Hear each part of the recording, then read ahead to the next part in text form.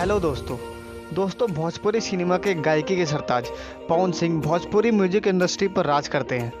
दोस्तों पवन सिंह अपने नए नए गानों से नए नए कीर्तिमान स्थापित करते हैं और दोस्तों हाल ही के दिनों में इन्होंने एक नया कीर्तिमान स्थापित किया है। तो आइए जानते हैं इस वीडियो में और कौन सा रिकॉर्ड अपने नाम किया है। दोस्तों कुछ महीने पहले पवन सिंह का एक गाना रिलीज हुआ था जिसका नाम था पुदीना ए हसीना। लैला पुदीना लैला पुदीना।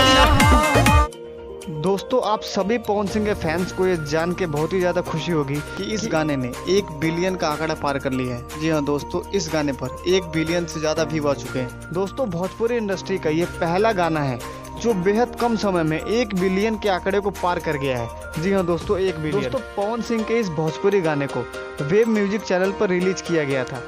दोस्तों इस गाने पर 1 बिलियन व्यूज और 2.5 मिलियन से ज़्यादा लाइक्स मिल चुके हैं।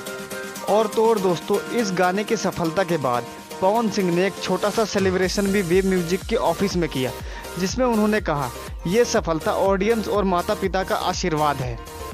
हमने पहले से ही कहा है और माना है कि ऑडियंस हमारी भगवान है, आपका आशीर्वाद हमारी संपत्ति है।